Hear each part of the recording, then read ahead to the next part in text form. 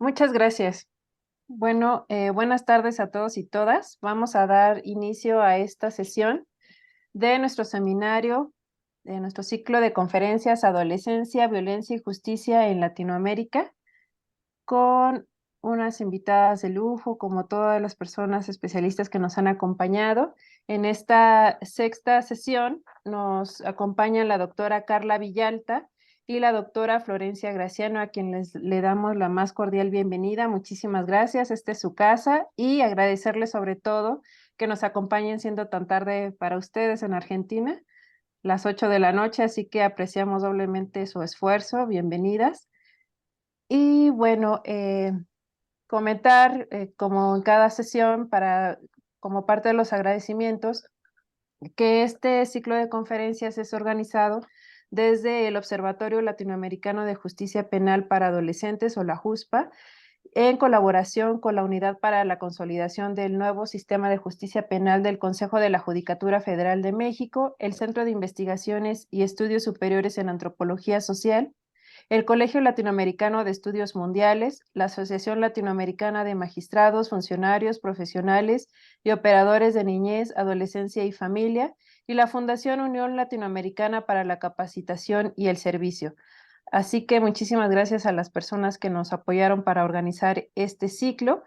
Y voy a permitirme presentar a nuestra moderadora de esta tarde. Ella es, un segundito, la doctora Florencia Graciano. Es doctora en antropología por la Universidad de Buenos Aires y licenciada en sociología por la misma institución. Es investigadora asistente del Consejo Nacional de Investigaciones Científicas y Técnicas, CONICET, con lugar de trabajo en el Instituto de Ciencias Antropológicas de la UBA, donde es integrante del equipo de investigación Burocracias, Derechos, Parentesco e Infancia en el marco del programa de Antropología Política y Jurídica. Es miembro del Programa Nacional de Ciencia y Justicia del CONICET y del Foro Latinoamericano de Antropología del Derecho. Sus investigaciones se centran en el análisis de las formas de gestión estatal de sujetos y conflictos en el funcionamiento de las burocracias judiciales, especialmente las prácticas concretas y cotidianas de la justicia de menores. Actualmente analiza la introducción de la justicia restaurativa en el sistema penal juvenil argentino. Así que es un gusto tenerte hoy esta tarde, querida doctora Florencia, así que adelante, por favor. Bueno, Irene, muchas gracias por esta presentación, gracias por organizar este ciclo de conferencias y por invitarnos. Bueno, a mí me toca presentar a Carla Villalta antes de que comience con su conferencia, así que voy a hacer una presentación. Ella es doctora en antropología por la Universidad de Buenos Aires, es investigadora independiente del CONICET, es co-coordinadora del programa de Antropología Política y Jurídica en el Instituto de Ciencias Antropológicas de la UBA y directora del equipo que integro, Burocracias, Derechos, Parentesco e Infancia. Es profesora adjunta regular de la Facultad de Filosofía y Letras de la UBA, profesora del doctorado en Derechos Humanos de la Universidad Nacional de Lanús e integrante de su comisión académica, y miembro del Comité Asesor del Programa Nacional Ciencia y Justicia del CONICET. Ha dirigido distintos proyectos de investigación y dirige numerosos becarios, tesistas e investigadores. Coordinó diversas consultorías para organismos internacionales y nacionales como UNICEF, la Secretaría Nacional de Niñez, Adolescencia y Familia, la Defensoría de Derechos de Niños, Niñas y Adolescentes de la Nación, el Ministerio de Justicia y Derechos Humanos de la Nación, entre otros. Es miembro de la Red de Historia de las Infancias en América Latina, del grupo AFIN, Adopciones y Familias, de la Universidad Autónoma de Barcelona, del Foro Latinoamericano de Antropología del Derecho, de la Red Antera, la Red Internacional de Pesquisa sobre Familia y Parentesco, y del Instituto de Estudios Comparados en Administración de Conflictos, el INEAC, de la Universidad Federal Fluminense de Brasil, así como del Observatorio Latinoamericano de Justicia Penal para Adolescentes, o la JUSPA, que organiza esta actividad. Carla Villalta, en sus investigaciones, ha abordado y problematizado los dispositivos jurídico-burocráticos destinados a la infancia y los procesos de institucionalización de derechos. A partir de su investigación doctoral, inauguró una línea de indagación antropológica sobre las condiciones sociales y materiales de posibilidad de las prácticas de apropiación criminal de niños desarrolladas durante la última dictadura militar argentina, cuestión que le ha permitido abordar también las características del activismo de derechos humanos, en especial de Abuelas de Plaza de Mayo, en la denuncia de esos crímenes y en la construcción de una nueva grilla de inteligibilidad para interpretar y problematizar prácticas usuales en relación con la infancia. Ha sido autora y coordinadora de diversos libros y artículos en revistas y editoriales argentinas e internacionales. A continuación, bueno, damos lugar a su conferencia titulada Infancias, Justicia y Derechos, claves socioantropológicas para repensar intervenciones institucionales y prácticas judiciales. Te damos la palabra, Carla. Bien, bueno, muchas gracias Florencia, muchas gracias Irene, y también gracias, agradezco a todos, todas que están ahí del otro lado. Realmente es un enorme orgullo, honor estar aquí con ustedes, haber recibido esta invitación de parte de Irene. Bien, mi idea para esta exposición es compartir con ustedes algunas reflexiones sobre las claves analíticas que he desarrollado, que hemos desarrollado a partir de nuestras investigaciones en el campo de la antropología política y jurídica, sobre las intervenciones. A ver, voy a estar compartiendo un segundo.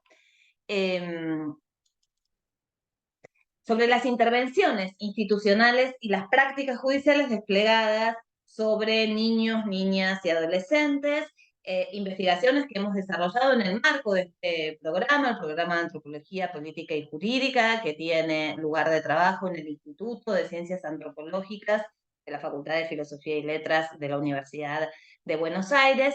Y en ese marco hemos constituido ya hace unos cuantos años un programa específico, una línea de indagación específica que hemos denominado Burocracias, Parentescos, Derechos e Infancias. Allí están algunas de las producciones que hemos realizado tanto colectivamente como de manera individual, quienes somos integrantes de este equipo específico en el marco del programa. Como les decía, mi objetivo en esta charla, en esta exposición, es ubicar algunas de las principales coordenadas teórico-conceptuales a partir de las cuales hemos conformado una perspectiva analítica para abordar, para etnografiar diversas intervenciones estatales sobre la niñez y sobre la adolescencia. Y también, en segundo lugar, poder problematizar algunos de los rasgos más prominentes de las intervenciones que son desplegadas en nuestro país, en la Argentina, por los agentes que integran distintos dispositivos jurídico-burocráticos que componen, entendemos, un particular campo institucional en el que la justicia penal juvenil, tal como actualmente se conoce al fuero judicial específico destinado a tratar con adolescentes acusados de haber cometido un delito, se inserta. En este sentido, la idea entonces es poder comprender de qué se trata, ¿no? este campo institucional. En principio, se trata de un campo compuesto por diferentes organismos, actores, saberes, pero conceptualmente hablando y tomando para ello la definición de Pierre Bourdieu, no consideramos que sea tan solo un conjunto de instituciones, aunque empíricamente se nos presente como tal, ¿no? Como diferentes instituciones que están cotidianamente relacionadas. Si retomamos la definición de Bourdieu, podemos considerar que este campo institucional es antes bien un espacio relativamente autónomo que, al poseer un modo particular de conocimiento sobre el mundo, crea su propio objeto de intervención y también tiene la propiedad de crear en su propio seno los principios de comprensión y explicación convenientes a ese objeto. De esta forma, como un campo no se trata solamente de la suma de distintos individuos que están consagrados a un tema, sino que es, antes bien, un espacio estructurado de relaciones de fuerza con distintos, que producen, ¿sí?, distintos principios de comprensión y explicación relativos al objeto de intervención que ellos mismos constituyen, podemos pensar que es un campo institucional que se encuentra estructurado por diversas relaciones de fuerzas y por lo tanto con concentraciones de poder y capital, con monopolios, con intereses egoístas, con conflictos. Y por eso, lejos de permanecer igual a sí mismo, ¿no? De manera idéntica con el correr del tiempo, ¿no? Lejos de permanecer idéntico en distintos momentos históricos, se halla sujeto a variaciones que son producto de estas contiendas, de estas luchas de poder que lo atraviesan. ¿Por qué nos ha parecido importante conceptualizar a estos conjuntos de instituciones que actúan sobre los adolescentes, en estos casos adolescentes acusados de haber cometido un delito? Porque, por un lado, permite destacar las disputas de las que han sido objeto los menores, esos menores que van a ser intervenidos por este tipo de instituciones, y por otro lado, conceptualizar de este modo a esas diversas instituciones nos permite resaltar el proceso de conformación de determinados esquemas interpretativos y marcos de significación que son los que dieron y los que continúan dando forma a específicos mecanismos. Y esto, poder considerarlo como un campo, también nos permite dar cuenta de la variabilidad y de la persistencia de algunos de esos mecanismos.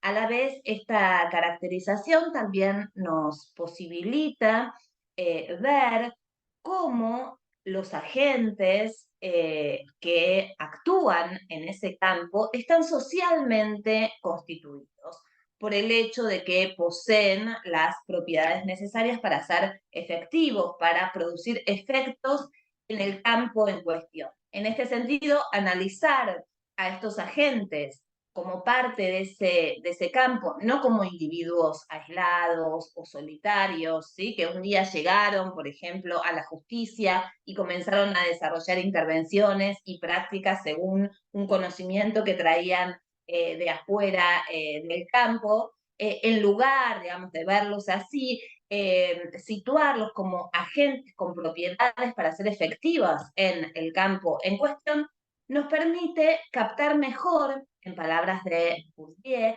las raíces de su singularidad. Esto es, analizar el punto de vista o posición de estos agentes en el campo en cuestión, posición desde la cual construyen una particular visión del mundo. ¿Sí? Esto es, se trata de agentes institucionales que están entramados en ese mismo campo. A este campo institucional, en nuestras investigaciones hemos procurado entenderlo, comprenderlo, explicarlo, sobre todo en sus prácticas cotidianas, ¿sí? Esto es, no exclusivamente ni únicamente en sus formulaciones normativas o en sus diseños programáticos, sino antes bien en términos de su dinamismo cotidiano. Y también a partir de describir los saberes y los modelos idealizados que muchas veces guían, informan el accionar de estas instituciones. También hemos procurado comprenderlos, explicarlos, prestando atención a sus rituales, ¿sí? Identificando los rituales que los distintos agentes que los componen desarrollan, rituales que, como nos enseña la antropología, o mejor dicho, algunos antropólogos que se han dedicado a analizar estos actos rituales, por ejemplo, Tambiae, son actos performativos, ¿sí? Esto es, los rituales tienen la capacidad de dar forma a instituciones, podemos distinguirlos como conductas específicas, palabras, actos, gestos, secuencias estructuradas, ligadas a situaciones y también a reglas precisas marcadas por la repetición, la formalidad o la convención, la estereotipación, la fijación de normas, ¿sí? Y yo digo todas estas cuestiones y pensemos, ¿no?, en el accionar cotidiano de esta justicia destinada a adolescentes y a jóvenes. Y en ese sentido, esos rituales, esos actos simbólicos, son usados para legitimar el poder. Por eso en los rituales, la forma y el uso de ciertas palabras y posturas permiten recrear la autoridad, autoridad que emana tanto de algo o de alguien, de algunos, ¿sí? Por eso el lenguaje, los gestos rituales se caracterizan por ser repetitivos, predecibles, y en ese sentido poder analizar entonces en estas instituciones también esos rituales como formas de comunicación simbólica.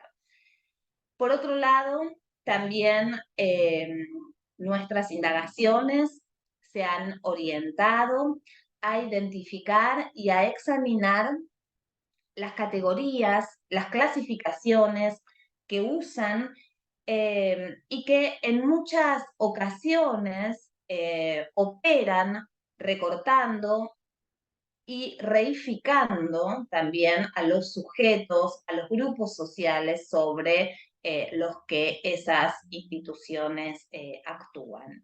Entonces, por ejemplo, un adolescente, podemos pensar, ya no será tal, sino que será un adolescente infractor, ¿no? Un niño no será ya un niño, sino será un niño con derechos vulnerados o un niño sin cuidados parentales, o la familia de ese adolescente va a ser caracterizada como una familia comprometida o abandónica, resistente a la intervención o bien confiable para la autoridad judicial, ¿no? Con estas categorías lo que queremos decir es que estas burocracias, porque así las abordamos, van creando su propio objeto de intervención, tal como mencionaba antes, que a lo mejor quedaba un poco abstracto cuando mencionaba a Bourdieu y a cómo ese campo institucional, ¿no?, con la teoría de los campos, eh, generan sus propios objetos de intervención y también generan los principios de conocimiento y de explicación convenientes a ese objeto.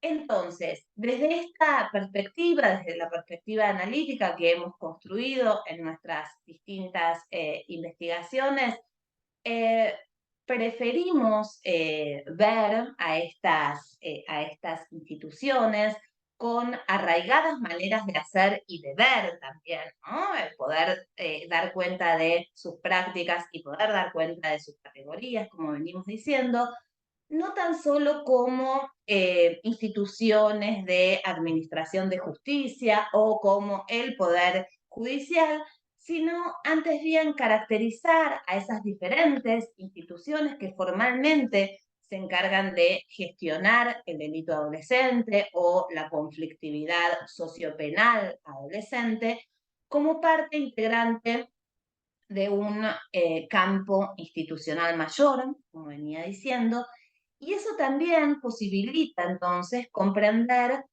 a esas instituciones en tanto burocracias. burocracias que van a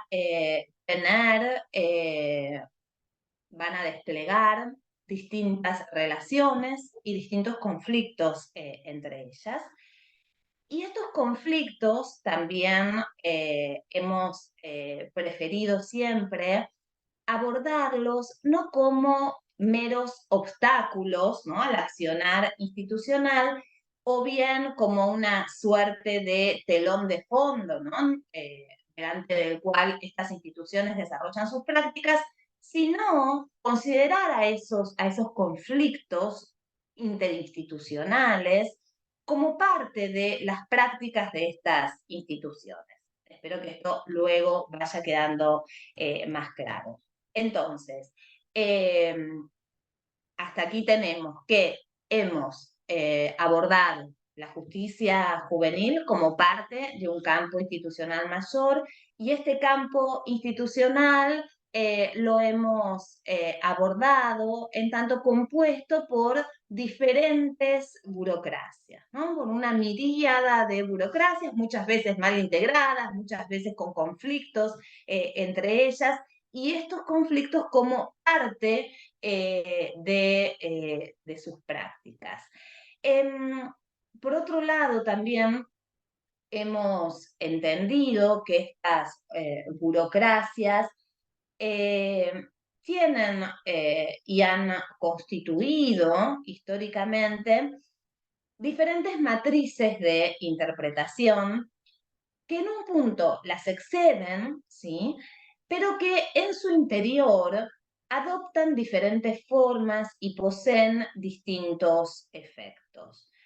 Entonces, la idea, la propuesta, nuestra propuesta analítica, nuestra perspectiva analítica, implica estudiar a estas instituciones en su heterogeneidad, en su dinamismo y también situacionalmente, ¿sí?, en su situacionalidad, entendiendo que las nuevas y viejas oficinas, programas, espacios que conforman a esas burocracias, no solamente, como estamos diciendo hasta ahora, protagonizan distintos conflictos, distintas disputas, sino que también detentan recursos diferenciales.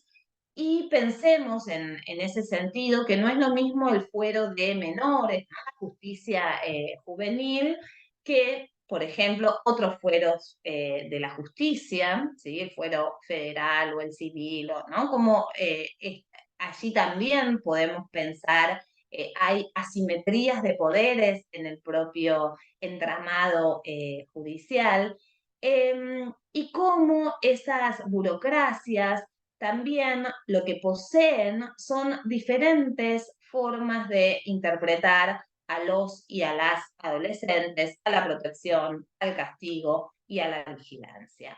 Entonces, a partir de estas coordenadas que he repasado muy rápidamente, pero que voy a retomar en la exposición,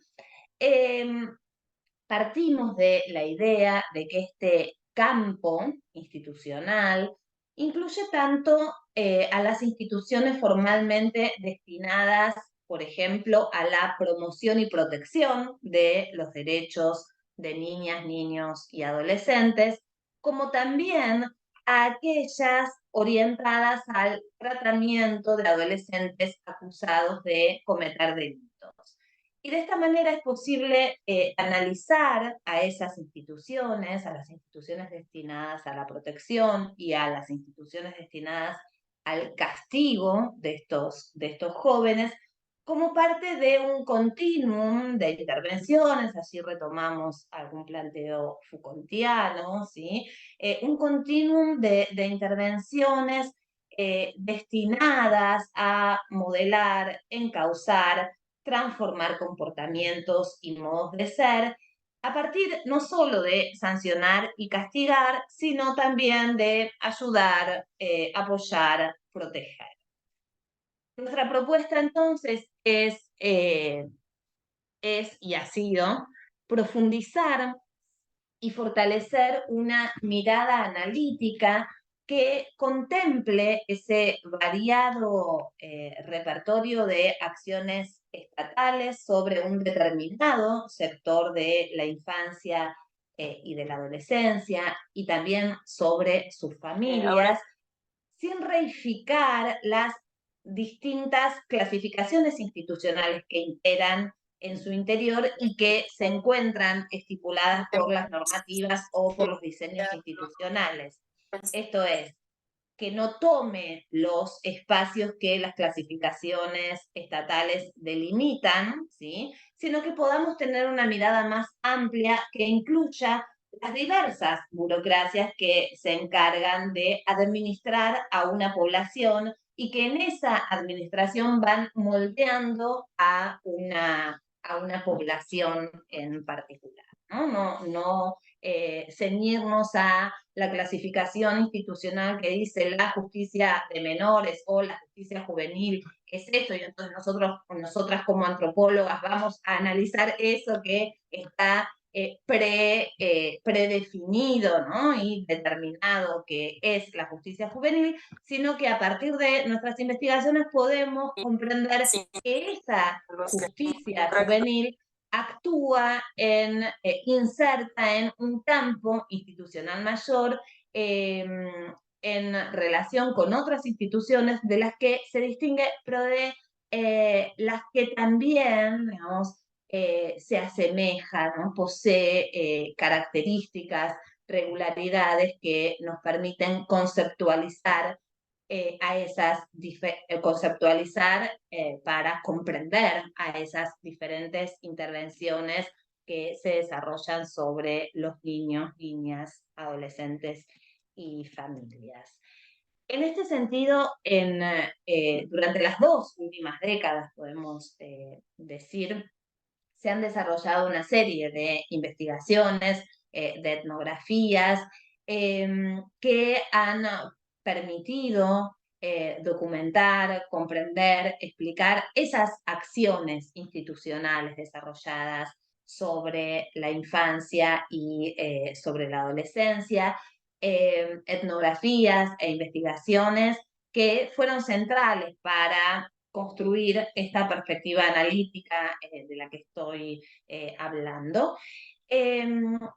Y en esta perspectiva analítica, algunas de las características principales fueron las de tomar distancia de determinados enfoques que antes que explicar y comprender solo permitían diagnosticar o valorar, ¿no? Antes bien, desde una perspectiva antropológica, desde esta perspectiva que hemos construido, el primer movimiento fue el de tomar distancia de determinados enfoques, por ejemplo, de enfoques mecanicistas o instrumentales, tendientes a interpretar las acciones de esas instituciones en términos de aplicaciones mecánicas de lo pautado en la normativa, o bien de enfoques deterministas, ¿sí? Que solo veían en esas instituciones una suerte de producto de la voluntad de control o incluso de la perversidad de algunos, ¿no? Para pasar así muy rápidamente a explicar esas instituciones y sus acciones bajo el prisma de la institución total, ¿no? En lugar de abrir explicaciones, las cerraban y las obturaban, ¿no? Colocando rótulos y haciendo un mal uso de una teoría muy consistente, ¿no? que fue, bueno, la de Irving Goffman. Y también lo que permitió esa perspectiva, comenzar a tomar distancia de algunos de esos enfoques y ensayar una indagación antropológica para comprender y explicar los dilemas y las tensiones que enfrentan en la cotidianeidad de su tarea diferentes agentes institucionales, decía, eso permitió también desplazarse, apartarse de perspectivas normativas o legalistas que estaban regidas, ¿no? O estaban sesgadas por preguntas que solo conducían a evaluar si estaba bien o estaba mal lo que estaban haciendo, ¿no? Determinados agentes institucionales. Por ejemplo, para ponerlo en términos muy esquemáticos, pero muy presentes en las indagaciones desarrolladas hace un tiempo atrás, si la Convención sobre los Derechos del Niño se cumplía o no se cumplía, se aplicaba o no se aplicaba, si el paradigma, ¿no?, anterior había resultado reemplazado realmente, ¿no?, por el nuevo paradigma que indicaba que los niños, niñas y adolescentes no eran objetos de tutela y represión, sino que eran sujetos de derechos, ¿no? Estas formulaciones que en su esquematismo reintroducían en la investigación social paradigmas legalistas o normativos.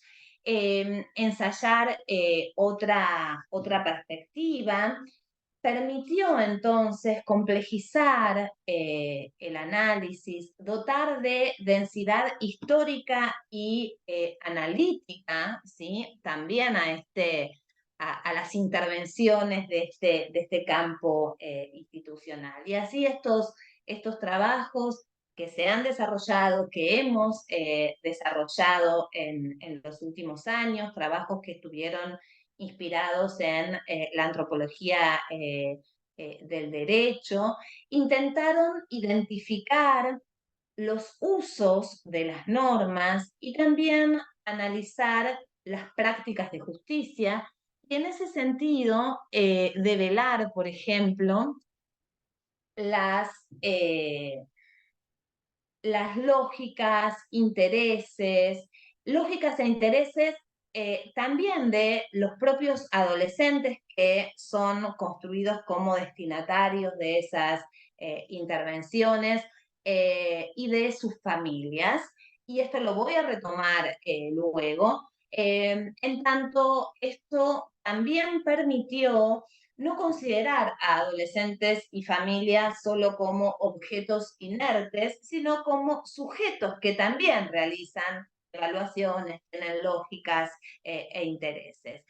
Como les decía, voy a retomar esto luego, pero me parece importante señalar que también el ejercicio de distanciamiento de este tipo de enfoques mecanicistas, deterministas, instrumentales o bien legalistas, nos permite ensayar un camino que deje de ver en la mera pasividad a los sujetos sobre los cuales actúa, ¿sí?, la justicia o estas burocracias, para poder pensarlos también en tanto sujetos que con sus interpelaciones, reclamos, demandas, resistencias, impugnaciones, también van moldeando a esas burocracias. Y entonces aquí llegamos a esta otra gran línea de indagación antropológica que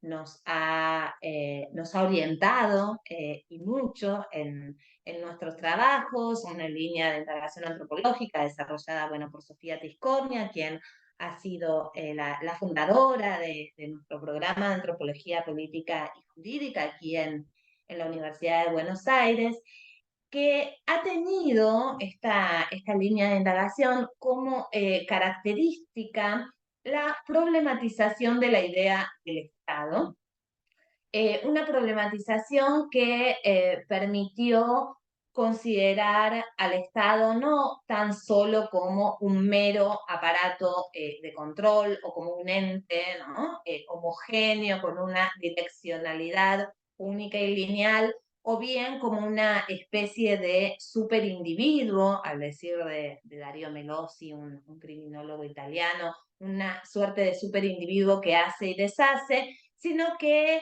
se trata de comprender, en cambio, las heterogeneidades y particularidades del Estado, de los estados en nuestra región, en América Latina, particularidades inscritas en la larga duración, y entender al Estado como un campo, ¿no? También como una arena de disputas, y por tanto como una institución que se encuentra en continuo movimiento, que está atravesado también por conflictos, por pujas interinstitucionales, pero también por la acción política y por el activismo de grupos sociales diversos que articulan sus reclamos, sus demandas en términos de derechos y de justicia.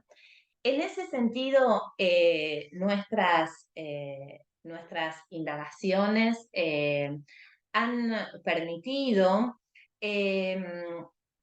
desarrollar una particular línea de trabajo, y de este modo hemos podido, a través de, digamos, las diferentes investigaciones que hemos llevado adelante, investigaciones que entre ellas y muy especialmente la de Florencia Graciano en el campo de la justicia juvenil, han permitido analizar, etnografiar las categorías clasificatorias, ¿sí? que habilitan la actuación de distintos agentes institucionales, pero también ha permitido analizar los repertorios morales y emocionales que legitiman y que permiten tornar necesaria y deseable la intervención, y también han posibilitado estas indagaciones interrogarnos sobre las condiciones sociales, las relaciones sociales de poder, los valores morales que van informando esas racionalidades burocráticas en las que reposan, en las que anidan diferentes sentidos sobre la protección o bien la vigilancia de niños, niñas y adolescentes. Se trata entonces, entendemos, de sentidos y categorías clasificatorias que resultan en muchos casos de arraigadas matrices interpretativas, pero que también se forjan estas categorías clasificatorias a partir de la difusión de distintas grillas de inteligibilidad que provienen y que se expanden también por la acción de organismos nacionales o internacionales que desarrollan recomendaciones, directrices, lineamientos, y pensemos en todos los organismos, toda esa burocracia especializada, ¿no? en derechos de niños, niñas y adolescentes que con sus directivas, postulados normativos, también van sentando, ¿sí? Las bases para inteligir determinados temas que van a ser convertidos en problemas de intervención, y otros, ¿no? dejarlos en la opacidad o secundarizarlos. Y decía, esta acción, ¿sí? de estos organismos, de estas organizaciones, muchas veces son también estas grillas de inteligibilidad que difunden, son también utilizadas, promovidas o disputadas por distintos actores locales que las usan estratégicamente para visibilizar distintas temáticas o bien para conseguir fondos y recursos para crear determinadas áreas, para expandir políticas públicas diversas. Y en ese sentido, en ese juego, ¿sí? en ese flujo entre, podemos ponerlo en estos términos, esos flujos entre lo global, lo regional, lo local, se van conformando esas distintas categorías que antes mencionaba, ¿sí? como las de niños sin cuidados parentales o niños en situación de riesgo o con derechos vulnerados, o bien adolescentes en conflicto con la ley penal o adolescentes presuntos infractores, que también van a contribuir a dar forma a las intervenciones, en tanto podemos pensar, tienen un carácter performático, ¿no? En tanto digamos, hacen existir lo que nombran y actúan recortando la mirada y así pueden llegar a reificar a los grupos sociales que son por esas categorías clasificados.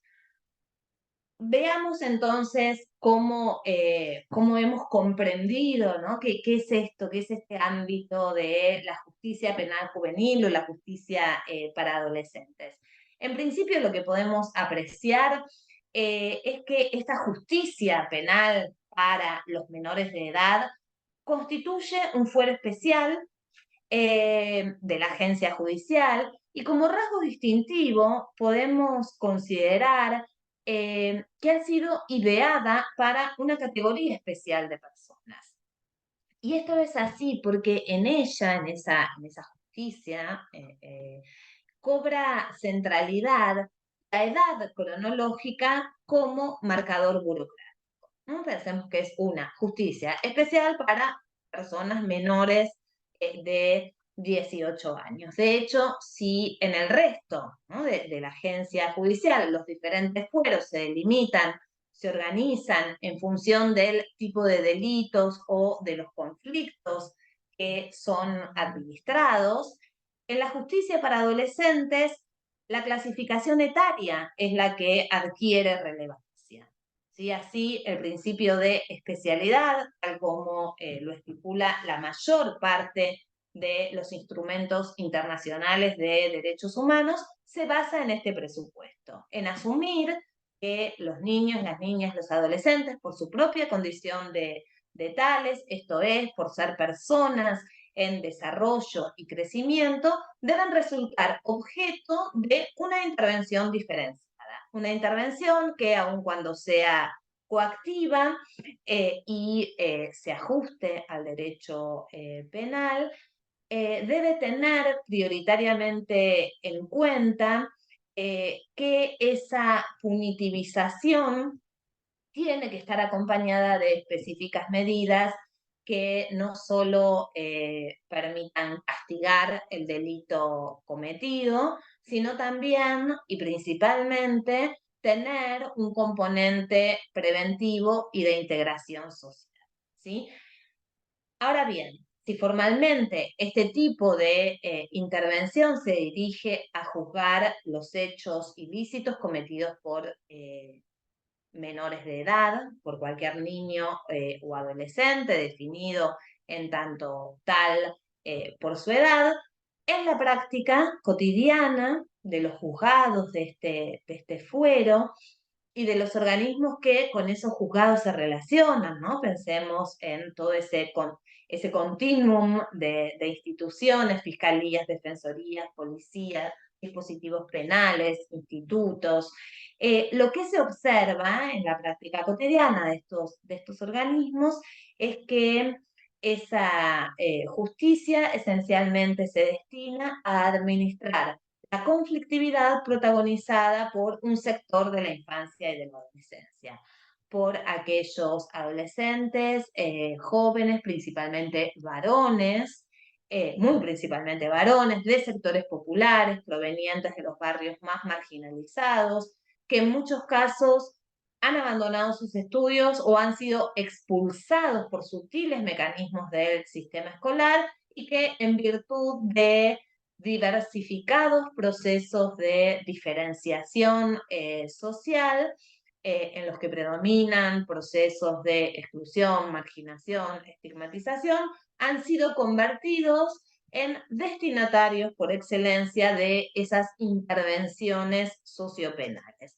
Así, lo que podemos pensar es que ese marcador cronológico de la edad se conjuga con otro tipo de marcadores sociales, de clase, espaciales, étnico-raciales, que recortan a la población sobre las que esas burocracias intervienen, y de tal manera, al intervenir selectivamente sobre la infancia y adolescencia de los sectores más vulnerables y vulnerabilizados de nuestra sociedad, muchas veces las medidas que desarrollan conjugan en grados variables control y punición, pero también cuidado y protección, ¿no? Esto es, los agentes de estas instituciones se dirimen tensamente entre los objetivos de corregir conductas o proteger derechos.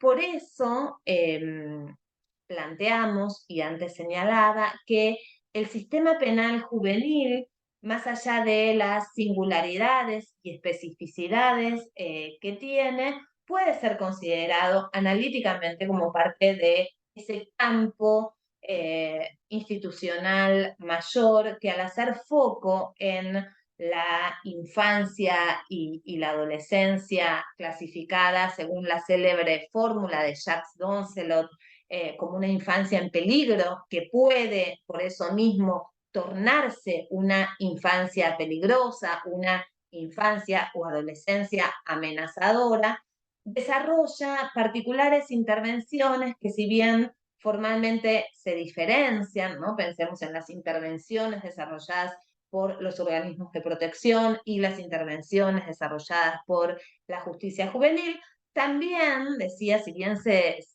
distinguen, también guardan numerosas similitudes. Entonces, lo que podemos apreciar, viendo en perspectiva a la justicia penal juvenil, es que se compone de diferentes dispositivos jurídico-burocráticos que, alternada y a veces simultáneamente, se destinan a la protección y a la punición de la infancia y de la adolescencia. Además, la justicia juvenil como parte integrante de ese campo institucional, si la miramos desde una perspectiva de mediana duración, podemos observar las diferentes fisonomías, ¿sí? Que ha tenido, esto es, cómo ha variado en sus alcances más formales y cómo entonces se ha nutrido de diferentes categorías de clasificación. De hecho, en algunos momentos históricos, las prácticas que desplegaba la justicia de menores eran bastante indistinguibles, ¿sí? En tanto, esa justicia, ustedes lo saben, tenía un ropaje claramente tutelarista, ¿sí? Y estaba nutrida de objetivos orientados a la reeducación, resocialización, haciendo hincapié en la no estigmatización de los jóvenes.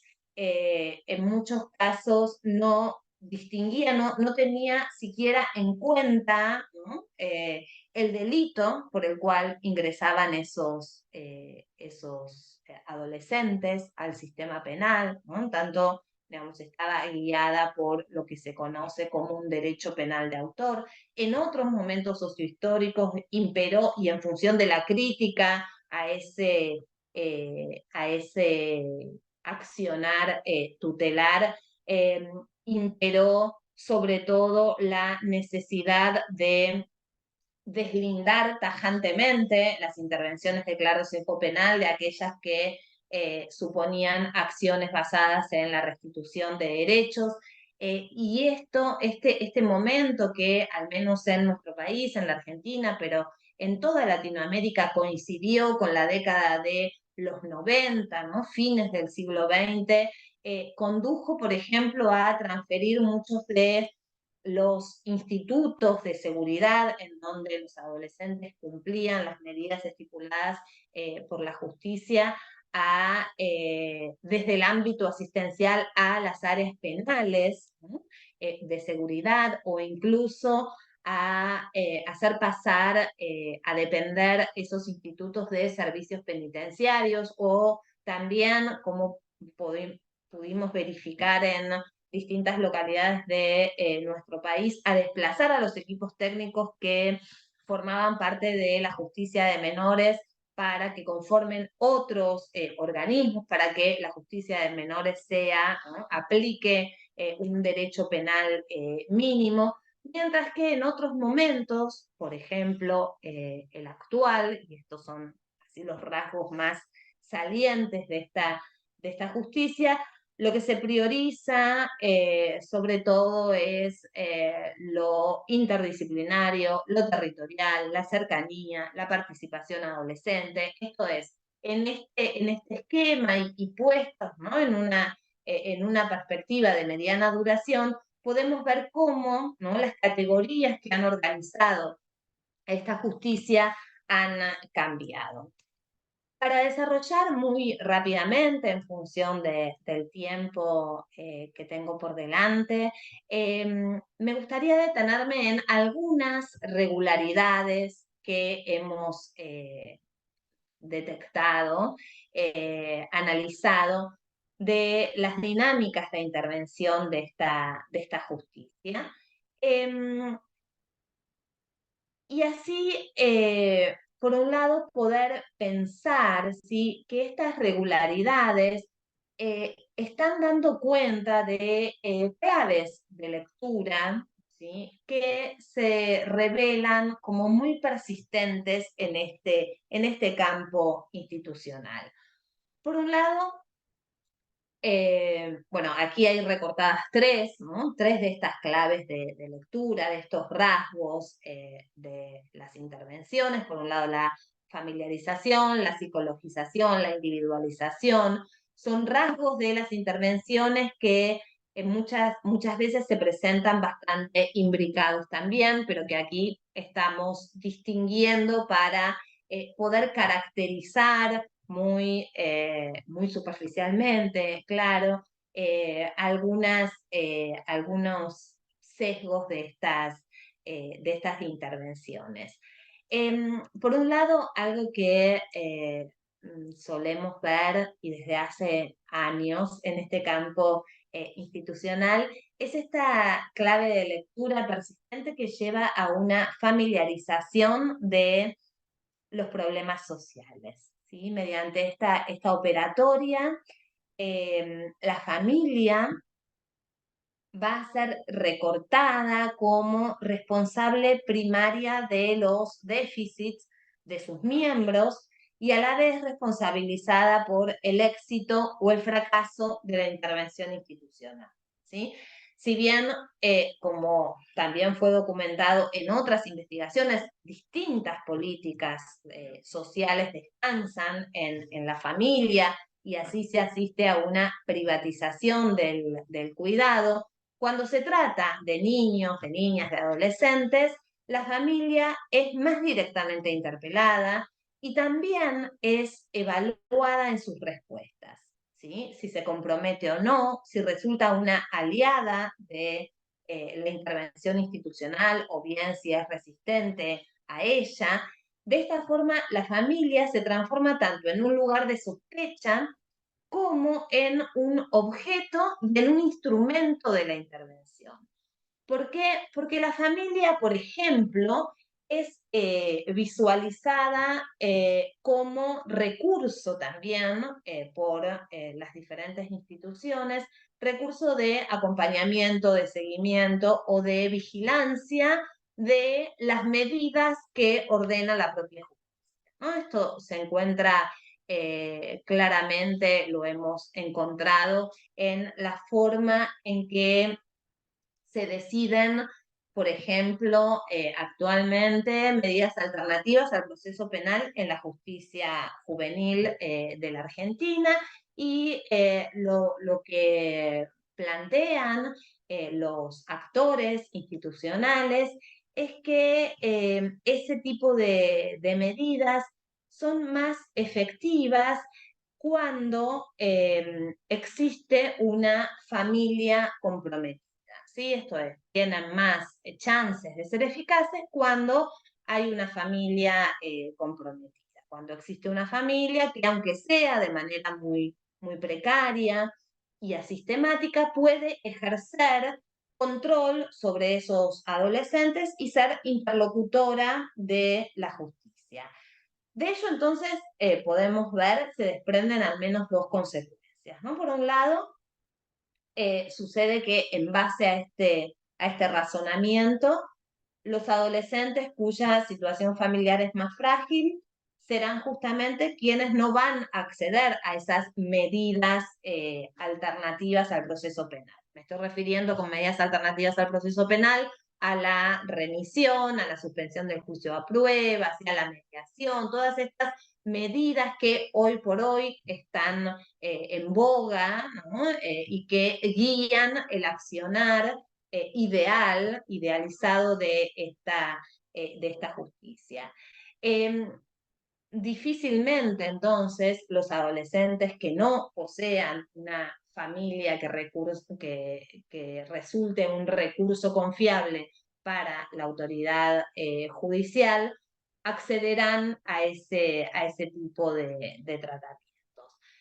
Por eso, de esta forma, los postulados, ¿sí?, que en teoría tienen por fin desestigmatizar a los adolescentes, desjudicializar el conflicto, pueden actuar reproduciendo o consolidando la propia selectividad del sistema penal, en tanto, ¿sí?, en el nivel de las prácticas solo se van a desjudicializar las situaciones de los adolescentes que se encuentren menos vulnerabilizados o que tengan, ¿no?, estas familias que son aceptadas por la autoridad judicial.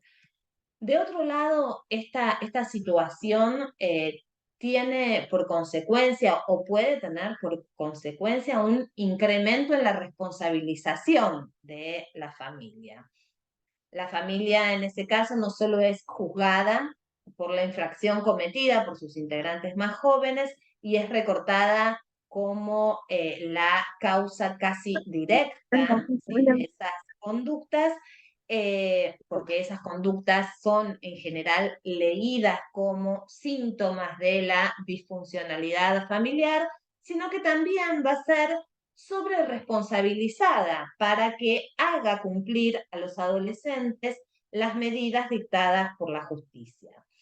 Va a ser responsabilizada casi sin ningún otro apoyo, sostén o contención, ¿sí? De tal manera, lo que observamos aquí, mediante esta familiarización, es que se suple la carencia de recursos materiales e institucionales para el tratamiento del delito juvenil, por ejemplo, el déficit de dispositivos específicos para el seguimiento del cumplimiento de esas medidas alternativas o de reglas de conductas impuestas por los juzgados, con el llamamiento y la responsabilización de la familia del joven. De esta forma, las madres, los padres, los adultos referentes resultan, ¿sí?, comprendidos como responsables y garantes del cumplimiento de las medidas, e incluso se les asigna como responsabilidad la de informar al tribunal si su hijo cumple o incumple con las reglas de conducta que son impuestas. No obstante, y esto ya había mencionado algo antes, esto no implica, no significa, ¿no?, conceptualizar esta familiarización de las intervenciones, no significa pensar que las familias de los adolescentes sean pasivas, ¿sí? No son objetos inertes. Esas familias también hacen uso de esa interpelación que el sistema les dirige, se muestran más o menos colaborativas. Podemos pensar y podemos advertir que realizan aproximaciones estratégicas a través de los usos que ellas también hacen de ese espacio judicial, por ejemplo, para obtener bienes, recursos materiales, pero también recursos de autoridad frente a situaciones en las que la conflictiva social y adolescente las desborda. Pero principalmente lo que queremos notar con esto, y que es parte de la perspectiva analítica que utilizamos, es que no se trata tan solo de familias intervenidas. Esto es, no son, como decía antes, cuerpos inertes sobre el cual se despliegan prácticas institucionales que intentan moldearlas y encauzarlas, sino que esas familias en muchas ocasiones desarrollan diferentes tácticas y se componen de hombres, pero sobre todo de mujeres, madres que defienden a sus hijos, recorren dependencias estatales diversas para averiguar el estado de una causa o para hablar con la asistente social, denuncian también el acoso, el hostigamiento policial que es bastante frecuente sobre los adolescentes de los barrios y sectores populares, pero también esas madres, esas familias se preocupan por las malas juntas, las malas compañías que tienen sus hijos, y en otros casos incluso hasta se han organizado para demandar una menor punitivización en el tratamiento de estos adolescentes, o bien un mayor acceso a otros bienes sociales. Por otro lado, aunque en muy estrecha relación con esta familiarización, otro rasgo bastante persistente, otra clave de lectura perdurable, es la de la psicologización en este tipo de instituciones. Así, a partir de un registro psicologizante de categorías más vale laxas, ¿no?, provenientes del campo sí, se procuran analizar conductas, comportamientos y encontrar sobre todo, ¿no?, las razones de esos desajustes, de esos desvíos de la conducta adolescente. Y aquí el riesgo que encontramos, que advertimos, es el de la despolitización, entonces, de problemas que son sociales, en tanto se recrean en torno a esos problemas lecturas reduccionistas, deterministas, que consideran, por ejemplo, al delito adolescente como un síntoma, y así, al psicologizar el delito, se opacan las condiciones sociales, culturales, materiales, y las redes de relaciones sociales y de poder en las que los adolescentes infractores están insertos. ¿Sí? Al psicologizar el delito y pensarlo solo en términos de síntoma, por ejemplo, no podemos ver las relaciones entre los adolescentes y las policías en barrios marginalizados, ¿sí?, y el interjuego que se genera con otros actores no estatales, por ejemplo, el narco, por ejemplo, digamos, las redes, ¿sí?, de narcotráfico, o digamos, también de trabajadores, ¿sí?, informales que están hostigados y constreñidos también por la vigilancia policial, etc., ¿no? Esto es, no permite ver a esos adolescentes en un contexto mayor de relaciones, sino que actúa individualizando los problemas sociales.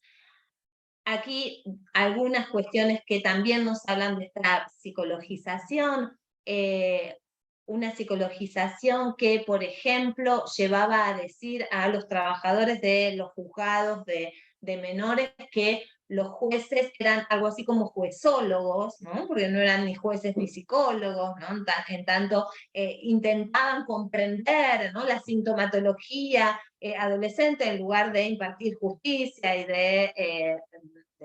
de dictaminar, ¿no?, por qué o cómo, ¿no?, los adolescentes debían cumplir una medida socioeducativa, o bien esa psicologización, ¿no?, con estas ideas tan laxas del campo sí, llevaban a pensar a estos jóvenes solo como jóvenes deprivados, ¿no?, haciendo un uso bastante sui generis, bastante particular de la teoría de Donald Winnicott, ¿no?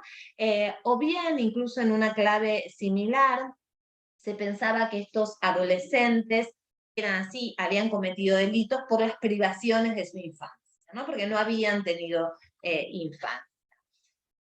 De esta forma, conjugando estas miradas psicologistas, se llega también a interpretaciones que son muy corrientes en este campo y que son una suerte de interpretaciones miserabilistas, decimos, de los adolescentes, ¿sí? Por la cual los adolescentes solo son vistos como prisioneros de su miseria y sus carencias, ¿no? Y así el delito adolescente pasa a ser explicado y abordado como un problema de conducta individual. Esta clave interpretativa actualmente, pensemos, toma forma en la idea de responsabilización subjetiva, que es enunciada como una meta, ¿no?, de los abordajes más innovadores en justicia penal juvenil, una idea que además se ha extendido a partir de los postulados de los tratados internacionales de derechos humanos, de las recomendaciones de organismos internacionales. Y en este sentido, ahora sí, ya para ir finalizando, otra característica, ¿no?, de las intervenciones sobre los jóvenes es que tienden a realizarse de manera individual hacia esos jóvenes. En muy escasas oportunidades, se incluyen acciones grupales y actividades con las redes socioafectivas de los adolescentes o incluso con las familias, ¿no? Las familias integradas, no sobre responsabilizadas, sino integradas, ¿no?, en actividades concretas con esos adolescentes. Y rara vez también esas intervenciones exceden el diagnóstico de necesidades, ¿no? Se quedan a un nivel de solamente diagnosticar qué es lo que hace falta, qué es de lo que carecen estos jóvenes. Entonces, aquí sí podemos observar este último rasgo, que tiene una estrecha relación con los dos anteriores, que es el rasgo de la individualización, que colabora en definir situaciones y que pauta también las características de muchas de las medidas que se implementan, ¿sí? Así, la profundización de una lente individualista e individualizada, que por otra parte es típica de la justicia penal, permite la proliferación de diferentes culpabilizaciones y se basa también en una moralización de los problemas sociales e incluso de la desigualdad social, ¿sí? Esto conduce a que en estas intervenciones destinadas a tratar con adolescentes, lo que prevalece es la idea de la necesidad de una transformación subjetiva. Así, en esa individualización, la responsabilización es la meta de estas estrategias de abordaje, y aun cuando las acciones que son desplegadas operan de manera bastante imperfecta y dialogan también de manera tensa con este ideal del management de sí, ¿no?, de la transformación de sí, son acciones que se despliegan orientadas a que los adolescentes logren una transformación, generen un proyecto de vida, sean responsables, se empoderen, ¿sí?, para gerenciar sus propios destinos. Y digo, dialogan tensamente con ese ideal, ¿no?, del gobierno de sí, porque en muchos casos aparecen recubiertas de matices locales y a pesar de su retórica, ¿no?, más innovadora, suelen estar movidas por lógicas punitivizantes e inquisitivas. En efecto, como ha demostrado también Florencia Graciano en su investigación, Los adolescentes suelen ser acreedores de pequeños juicios que se basan en evaluaciones morales, expectativas sociales y categorizaciones de larga data que son activadas de manera estratégica por distintos agentes institucionales y que varían situacionalmente. Entonces, esas prácticas motivadas actualmente por nociones tales como empoderamiento y responsabilización subjetiva, pueden ser consideradas también como intervenciones orientadas por una pedagogía de la conversión que tiene un fuerte tono correctivo.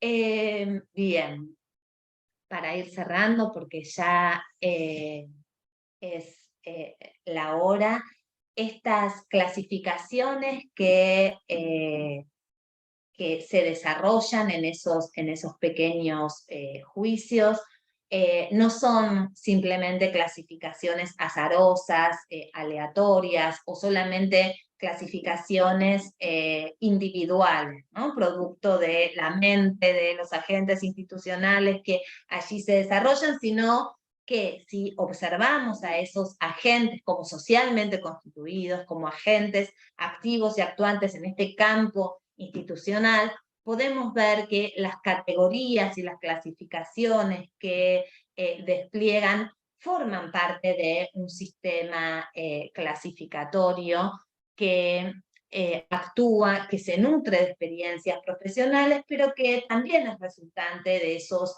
constreñimientos, condiciones, contextos institucionales y de estereotipos social e institucionalmente construidos. Estereotipos sobre estos adolescentes, sobre sus familias, sobre sus condiciones de vida, sobre los barrios de residencia de ellos. Y allí entonces lo que podemos ver, si analizamos esas clasificaciones y cómo son utilizadas, cómo se utilizan, podemos observar las moralidades que intervienen en los procesos de construcción de juicios y de decisiones judiciales. En ese sentido, como señala Claudia Fonseca, una antropóloga brasileña, gran maestra en estos temas, podemos pensar que el sistema legal hace mucho más que solucionar conflictos, ¿sí? Antes bien, lo que hace es crear tensiones, redefinir relaciones y moldear nuevas subjetividades. Entonces, para nosotras, y ahora sí, ya para finalizar, ¿cuál es la potencialidad de una indagación etnográfica? Interrogar lo no dicho, problematizar lo evidente e intentar comprender y explicar las prácticas, las condiciones que dan forma a las distintas intervenciones institucionales, las distintas intervenciones estatales.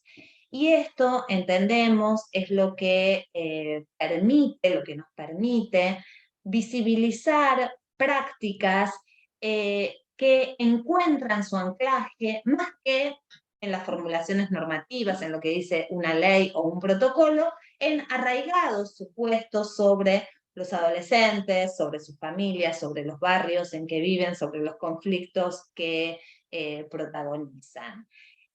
Por eso entendemos que las indagaciones producidas desde la antropología mucho hicieron por complejizar el conocimiento respecto de las formas en las que se despliega la administración judicial de conflictos y las prácticas que son desarrolladas en estos campos institucionales.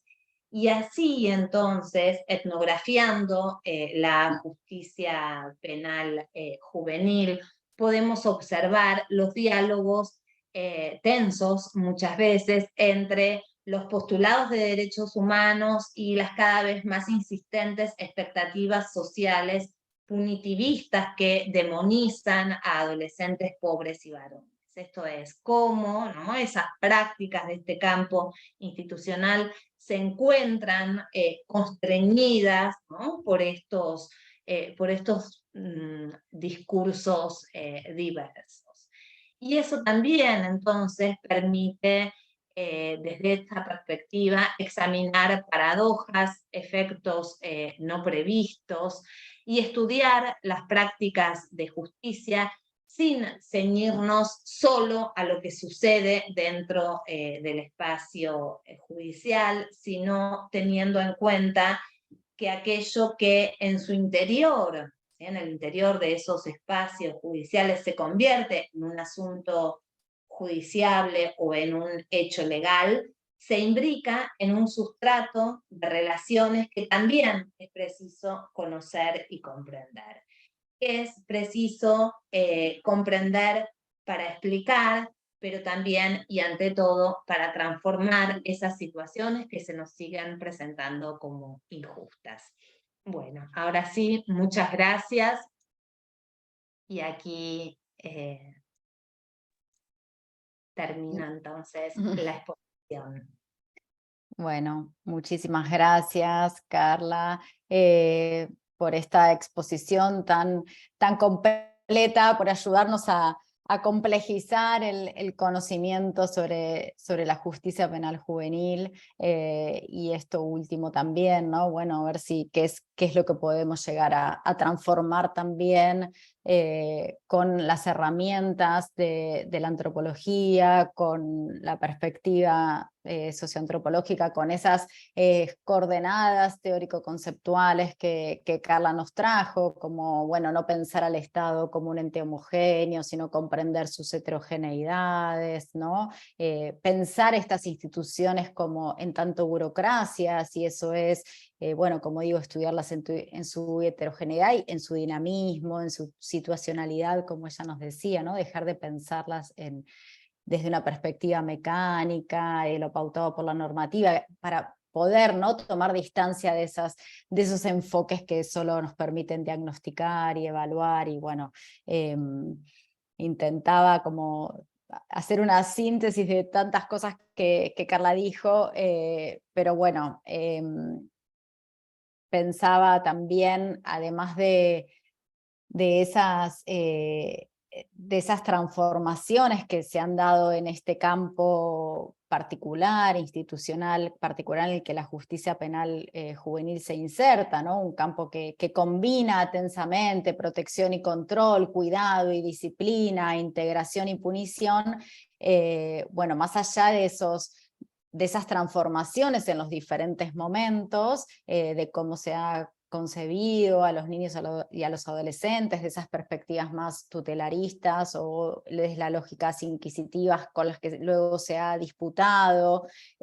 Sin embargo, bueno, como ella nos trae esos rasgos más persistentes, ¿no?, de esas regularidades, de esas dinámicas de intervención, como sintetizándolos o agrupándolos en la familiarización, la psicologización y la individualización. Al menos en Argentina podemos observar que eso ha sido así.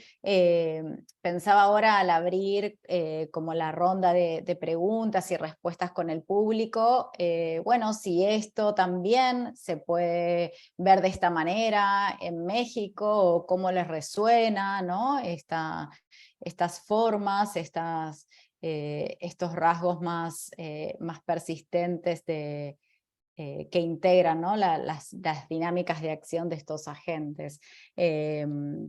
Bueno, pensaba en eso, pero las inquietudes que surjan serán bienvenidas.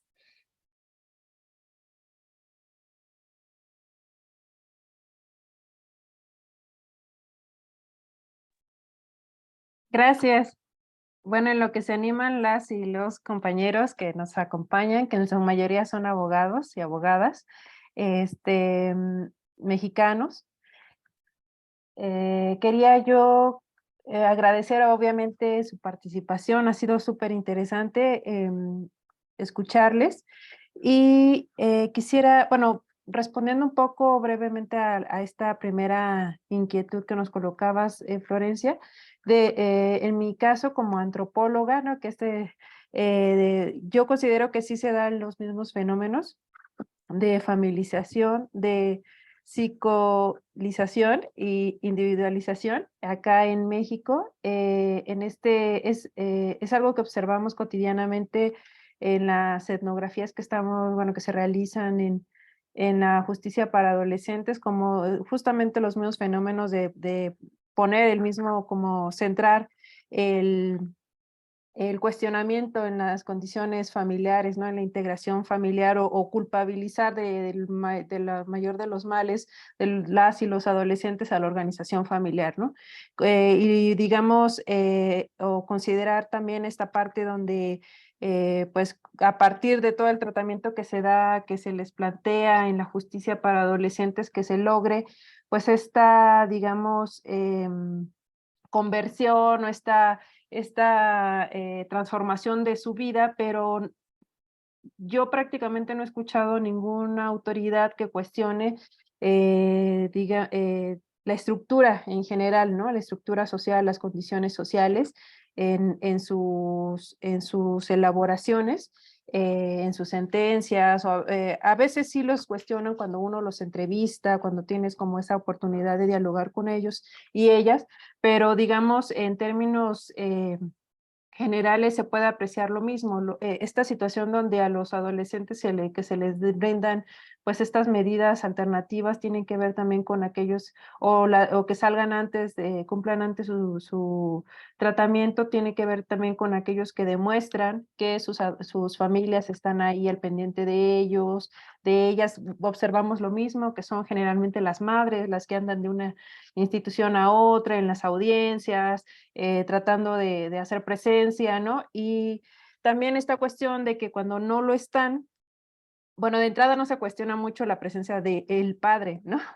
Y tampoco se cuestiona cuando no pueden asistir a las audiencias si estarán pues en 2 o 3 jornadas laborales, ¿no? Para sacar el sustento pues en estas familias que son de madres autónomas, por no decir madres solteras en este posicionamiento, en fin, ¿no? Observamos, me parece, en términos generales las mismas cuestiones. Entonces, es muy interesante escuchar que también lo que ustedes han observado durante décadas en Argentina nos sirve mucho.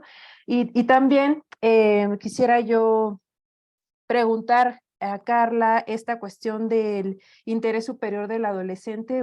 Ustedes que han, digamos, entendemos que es una categoría, ¿no? Que usan en el campo, en este campo de estudio antropológico, bueno, de gestión de administración de justicia, como central, como el eje, uno de los ejes que permite pues, la constitución de todo el campo, pero que al mismo tiempo ha cambiado. O la pregunta sería, ¿ha cambiado el contenido de esta categoría en lo que ustedes han estudiado en estas décadas? Dentro de o sea, lo que ustedes observaron en el modelo tutelar, ¿ha cambiado en relación a lo que ustedes observan ahora en esta nueva modalidad o en este nuevo modelo de justicia?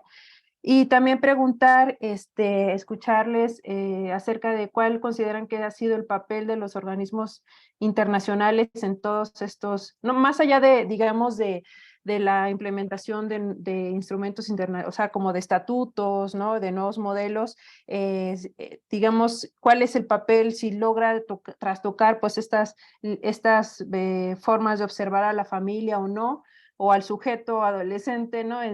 Cuando lo intentan individualizar y quitar del contexto de donde proviene, pues eso, en lo que escuchar si tienen otras intervenciones los colegas. Gracias.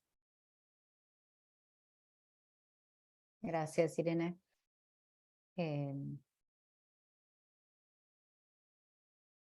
Sí.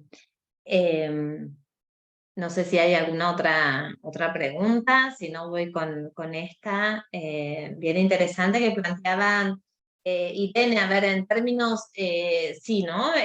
Básicamente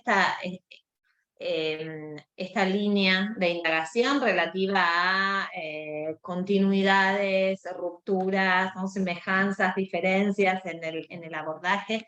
Yo creo que, digamos, diferencias las hay, ¿no? Estas diferentes categorías que van organizando las prácticas, van moldeando, ¿no? Nuevas formas de entender,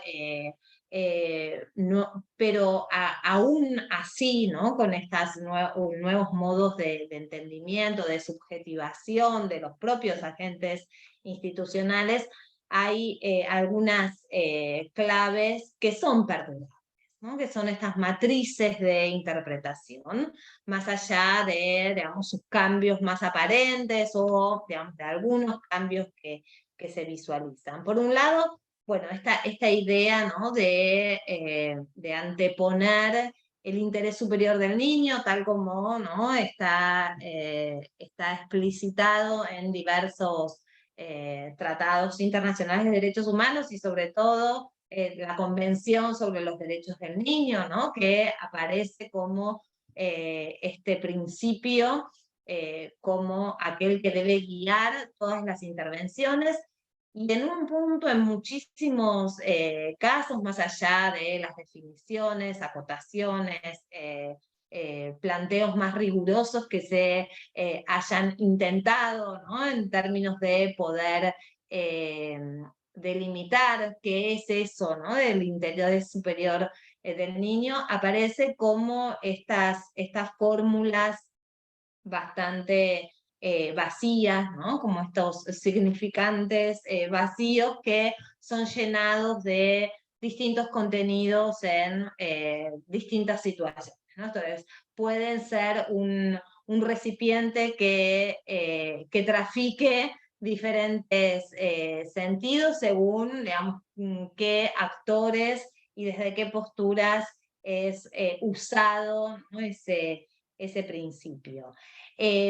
Por otro lado, lo que sí hemos advertido y bastante es que estos lineamientos, ¿no?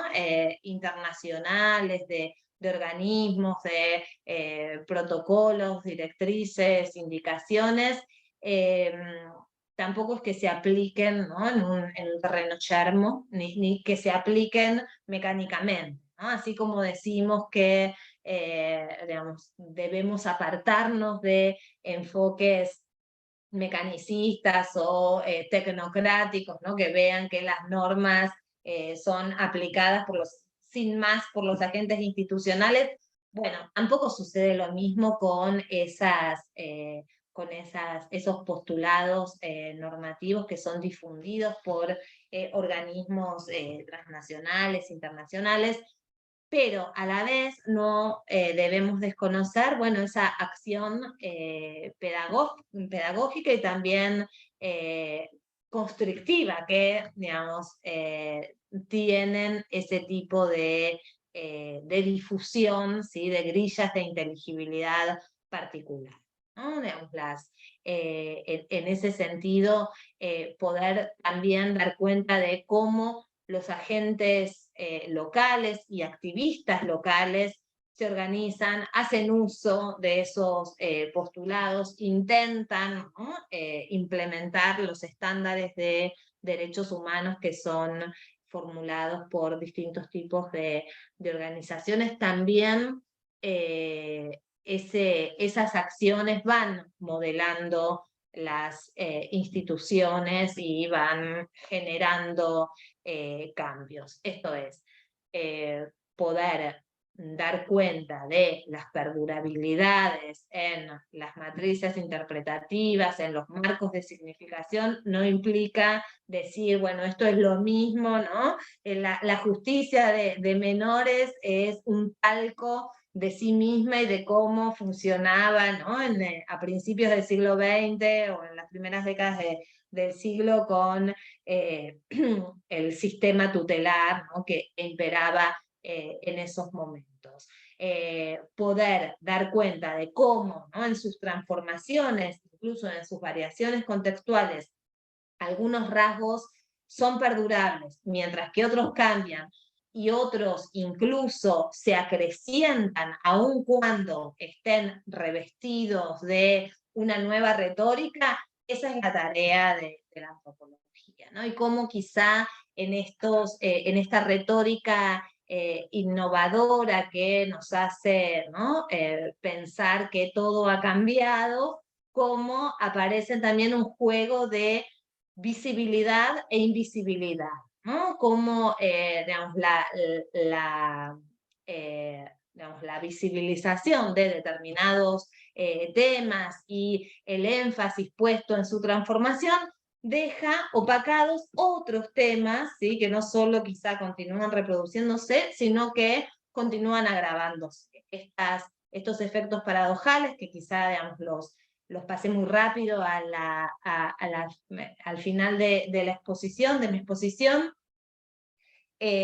todo este énfasis que se ha dado en torno, por ejemplo, a la desinstitucionalización, al auge de estas medidas desjudicializadoras en la justicia penal juvenil, realmente ha posibilitado el descenso de las tasas de privación de libertad, por lo menos en la Argentina, de adolescentes infractores, ¿no? De hecho, si tomamos una curva, ¿no? De las últimas estadísticas producidas, podemos ver, digamos, un descenso sostenido en la cantidad de adolescentes privados de libertad en institutos de seguridad.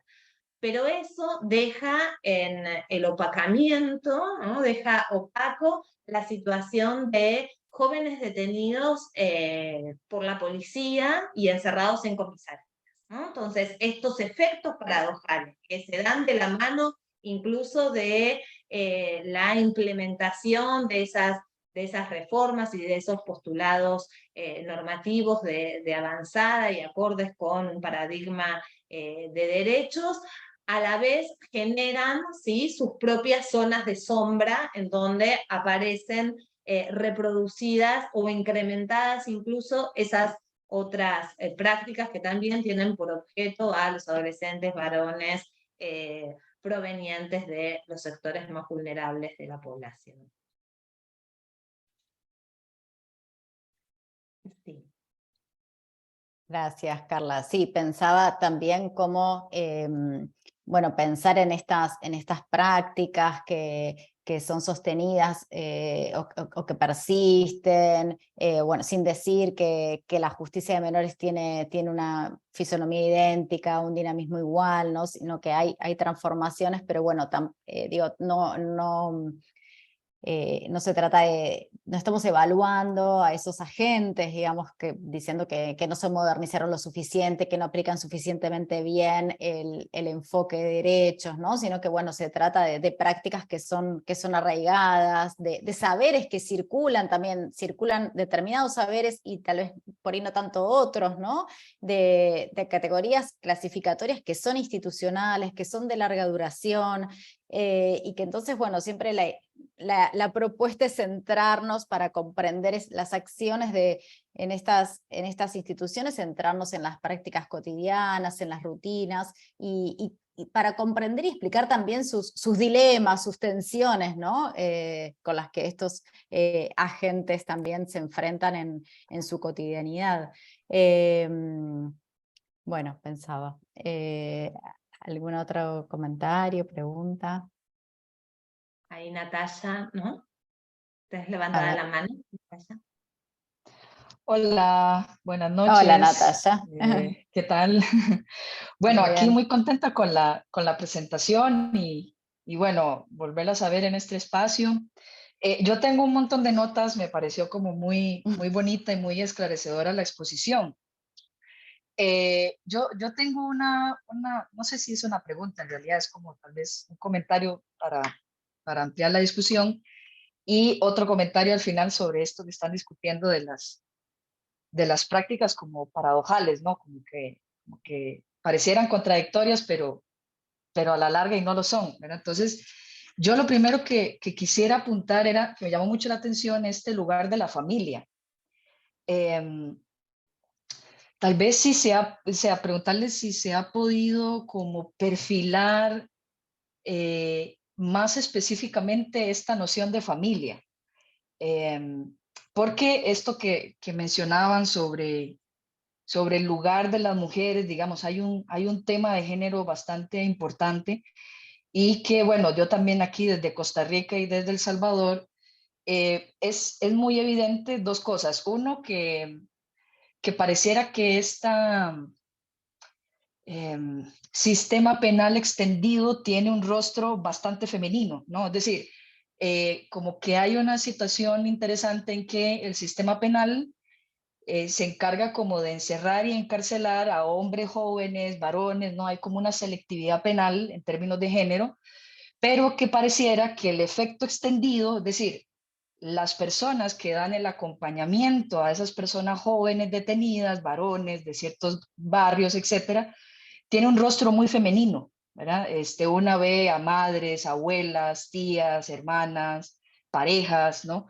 Entonces, me llama mucho la atención eso, que el tema de género se vea volcado ahí, pero además, y esto sé que ustedes lo han registrado mucho en sus etnografías, que muchas de las personas dentro del Poder Judicial son mujeres también.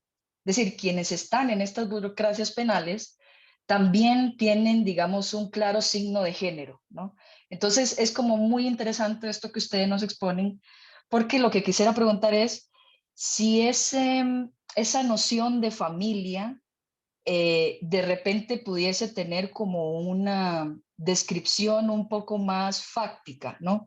Cuando estamos hablando de familia, en lo fáctico, ¿quiénes son las personas que están ahí, verdad? Porque una pareciera que también hay una noción de familia bastante feminizada, ¿no? Puede ser que los jóvenes y las jóvenes tengan papás y hermanos, pero quienes están dentro de la burocracia penal llevando el acompañamiento son figuras femeninas. Entonces, tal vez como preguntarles por esa categoría, pero además preguntarles, tal vez esto suena un poco como contradictorio, pero es parte del campo, ¿no? Es que la justicia penal juvenil es una justicia, se supone, para personas menores de edad. Aquí la minoría legal está entre los 12 y menos de 18 años. Ahí yo tengo como una pregunta porque la impresión que yo tengo es que hay un sistema especializado que juzga a las personas menores de edad que se supone cometieron algún delito, pero pareciera que a la par de eso hay como un juzgamiento simbólico al mundo de los adultos, ¿no? Que ustedes lo han expresado como la familia, pero tal vez como si pudieran ampliar un poco más de cómo este mismo sistema, sin tener como objeto central las personas menores de edad, juzga el mundo de los adultos, ¿verdad? Y sobre todo el mundo del cuidado, que generalmente es llevado a cabo por las mujeres. Entonces, como que hay un doble juzgamiento, uno formal, que es hacia las personas menores de edad, pero también hay un juzgamiento simbólico al mundo de los adultos, ¿verdad? Entonces, como eso, como que tal vez por esta noción de categoría de familia me llamó mucho la atención que también hay un juzgamiento hacia los adultos. Y lo otro, ya para cerrar, es un comentario de estas cuestiones paradójicas, porque aquí al menos el tema de los derechos humanos es muy interesante, porque cuando se historiza, una queda con la impresión de que a la par de los derechos humanos, del sistema democrático, etcétera, inevitablemente está a la par nociones de punitivismo. Bueno, ahorita aquí en la región estamos viviendo muchas dinámicas de autoritarismo, ¿no? Entonces, como que es una diada, digamos que en términos teóricos e ideales pareciera no tener, o pareciera ser muy contradictoria, pero el tema es que a través de la democracia, a través de los derechos humanos, hemos elegido líderes supremamente autoritarios, ¿no? Por ejemplo, aquí el caso quizá más evidente que tenemos en la región es Nayib Bukele, ¿verdad? Democráticamente se eligió a Nayib Bukele, ¿verdad? Eh, pero pareciera que cuando llega ese líder al poder, lo que está haciendo es una serie de reformas judiciales, dentro de las cuales también está el sistema penal juvenil, que pareciera más bien ir en contra de esas prácticas democráticas relacionadas con los derechos humanos. Entonces es como una situación que a mí me parece como bastante paradójica de cómo explicamos democracia y autoritarismo, o democracia y punitivismo, ¿no? Que parecieran ser dos cosas como que siempre van de la mano, ¿no? Entonces, bueno, como dejarlo ahí, y nuevamente muchísimas gracias, me encantó escucharlas y bueno, saludos. Muchas Gracias. gracias, Natalia. Ujú. Bien, súper interesante todo lo que planteabas, Natalia. Sí, claramente, yo creo que la familia termina siendo también una suerte de categoría nativa, ¿no? Cómo se hace mención, ¿no?, a lo familiar, a la familia del joven, y en verdad quien resulta centralmente interpelada es la madre o la figura femenina, ¿no? Y de hecho, también digamos, por contraposición, podemos observar, ¿no?, que lo regular es una generización del cuidado, ¿no?, claramente feminizado, cuando aparecen padres, ¿no? Y entonces los padres son muy bien vistos, ¿no? O incluso, yo recuerdo un juez que hace años entrevisté, dice, no, yo le tuve que decir al padre que no lo castigara tanto, ¿no? Tuve que actuar allí porque un padre que estaba poniendo mucho orden, bueno, esto, ¿no? Esas figuras masculinas que en verdad muchas veces no son tan interpeladas ni llamadas, ¿no? Pero cuando sí están presentes, ¿no?, hay un plus allí. No sé, Flor, después si vos querés retomar esto que me parece muy interesante, pero que en toda la etnografía que también hizo Florencia, ¿no?, en estas interacciones con las profesionales de lo social, de los equipos técnicos, quienes acompañan, quienes están en la sala de espera, quienes, ¿no?, están afuera de los institutos penales para las visitas y demás, son mujeres, son madres, son novias eventualmente, ¿no? Pero allí se reproduce lo que también se observan en distintas investigaciones sobre familiares de presos, ¿no? Familiares de personas adultas e incluso detenidas, en donde esa larga sombra de la prisión y esos efectos de la prisionización, sobre todo, afectan a grupos domésticos muy feminizados, porque son quienes terminan sobrecargados, ¿no?, recargados de lo que implica la falta de uno de sus miembros por estar detenido. En el caso de los chicos, de los adolescentes, se dan situaciones similares. Y se dan situaciones que me parece las expresaste muy certeramente, ¿no?, con esto del doble juicio, ¿no? Se juzga al niño, pero se juzga a ese niño, a ese adolescente, como resultante de una estructura familiar que falló, que en algo falló, ¿no? Entonces, también allí, digamos, se responsabiliza porque ha sido su responsabilidad. No supo, ¿no? No supo cuidar bien, proteger bien, vigilar de la manera adecuada, ¿no? Entonces, allí también, en esta sobreresponsabilización que mencionaba, creo que se juega también una suerte de juicio simbólico, ¿no?, a esa familia. Bueno, a ver ahora cómo responde, ¿no? Puede llegar a ser verdaderamente responsable de ese niño, de ese adolescente. Y allí yo creo, bueno, que entran a tallar lo que son los conceptos más clásicos, ¿no? La noción moderna de infancia, ¿no? Y cómo pensamos a la minoría de edad en nuestras sociedades. Son sujetos a ser tratados, son sujetos que deben tener un responsable que se haga cargo de ellos, de sus acciones, ¿no? Esto me parece que también es necesario marcar, ¿no? En tanto, más allá de todas, las retóricas más innovadoras en términos de derechos de los niños y conceptualizarlos como sujetos de derechos, son vistos como, bueno, personas incompletas, ¿no?, que necesitan ese adulto que los completa, que se hace responsable por ellos, que los representa en el afuera y que sobre todo los debe guiar, proteger, pero también disciplinar, ¿no? Básicamente esta idea del tutor y como como es tan gráfico, ¿no?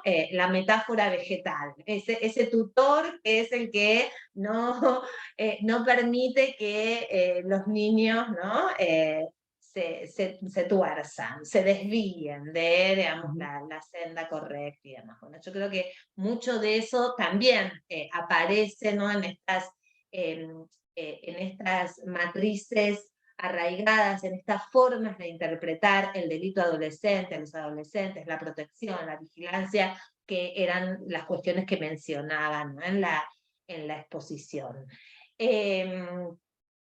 Todo un tema, sí, claramente, el avance del conservadurismo, de las posiciones neoconservadoras, neofascistas, de la mano de, digamos, regímenes democráticos, y allí, ¿no? nos damos cuenta de todo lo que implican estas batallas, ¿no? Por el sentido común, ¿no? Digamos, cómo se traman esas disputas ideológicas, no tan solo en términos electorales, sino mucho antes, y en diferentes, ¿no? áreas de la vida social, ¿no? Cuando estamos hablando tan persistentemente de que, digamos, determinados adolescentes tienen que estar encerrados, que sus familias, ¿no? Digo, todas estas nociones tan estigmatizantes y punitivistas, bueno, eso tiene también, ¿no? Un correlato, una expresión formal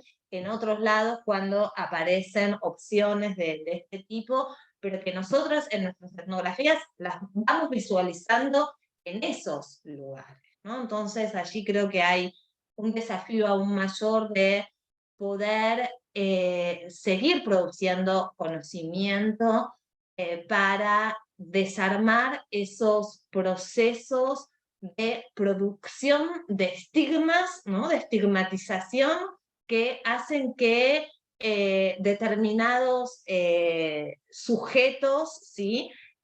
Sean incluso hasta construidos como merecedores de no vivir, ¿no? De tan indigno, ¿no? De estas ideas tan antidemocráticas, ¿no? que encuentran su basamento en ese tipo de producción de estigmas, de formas, ¿no? de pensar la coexistencia democrática, de formas de pensar en mecanismos de administración de conflictos que solo sean más punitivización y más eliminación del otro, en lugar de comprender que no es por la vía de la individualización o moralización de los problemas sociales que, digamos, podemos hacer una crítica y una transformación de este sistema tan desigual,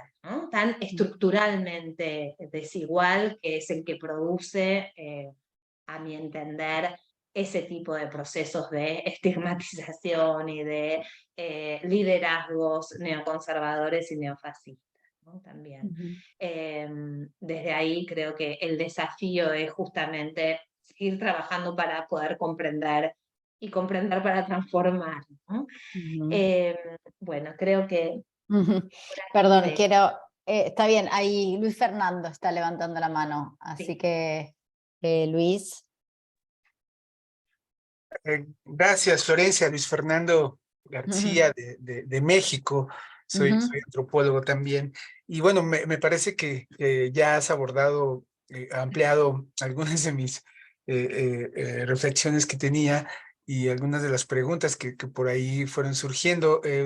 Realicé un comentario, una pregunta por ahí también que me parece ya ha sido explorada, pero digamos que solo me gustaría que pudieras hacer un tanto más de énfasis en cómo la condición étnica, lingüística, territorial de los niños, niñas, adolescentes en la Argentina, y en esa diversidad y complejidad que conlleva la Argentina en cuanto a esta condición, o en cuanto a la cuestión étnica.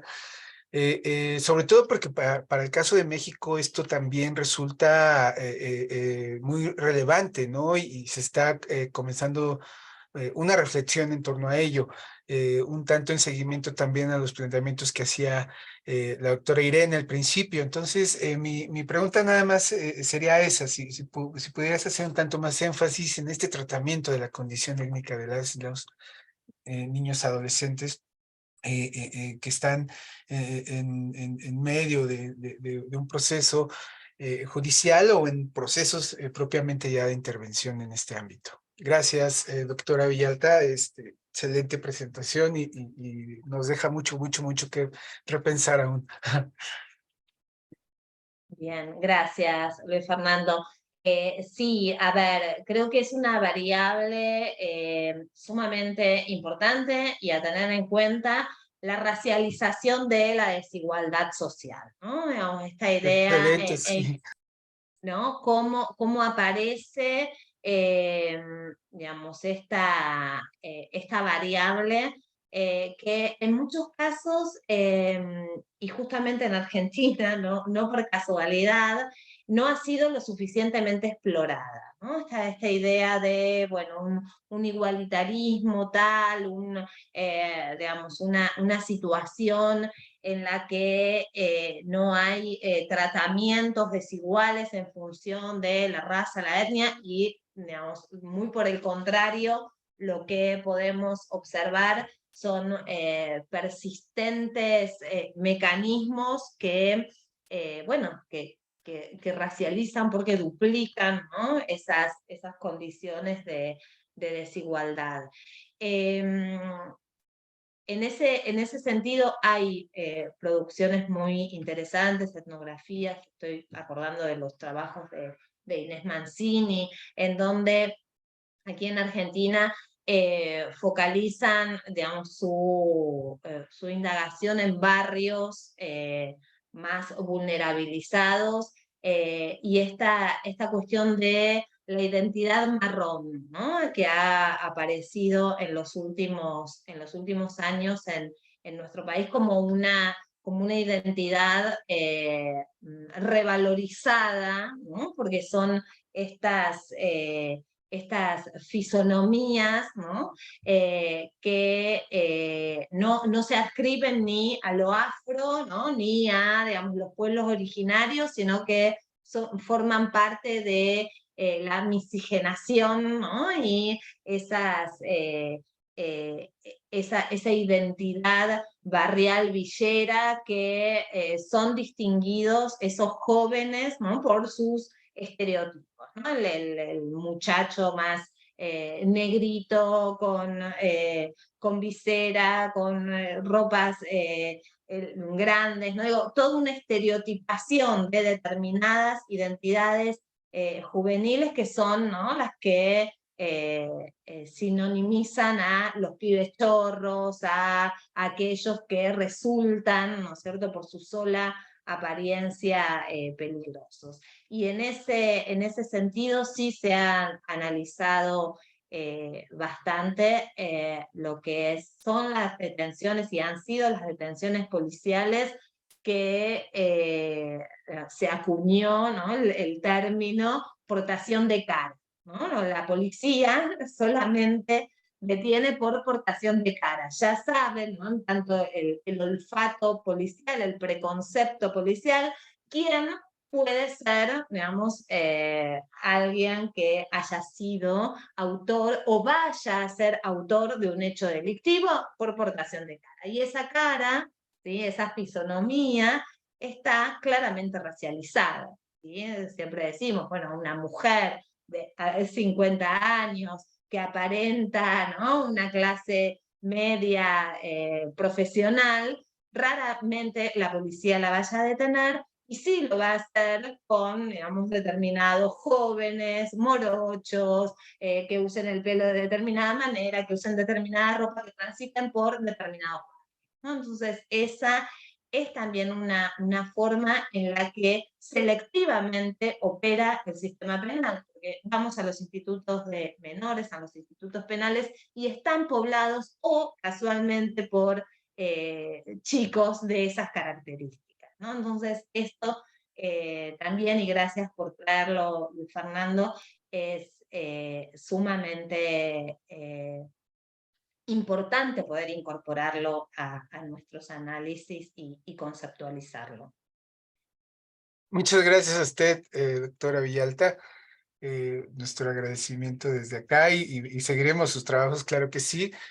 También, doctora Granciano, excelente moderación, muchísimas gracias. Bueno, muchas gracias a ustedes. Bueno, pues vamos a ir cerrando esta sesión. Agradecemos muchísimo su participación. La charla ha sido muy nutritiva, muy interesante. Quisiéramos tenerlas más tiempo, pero obviamente además es tardísimo para ustedes, así que les extenderemos la invitación para seguirnos acompañando en el futuro y solamente cerrar aquí con la indicación de que nuestra próxima sesión es el 18 de octubre.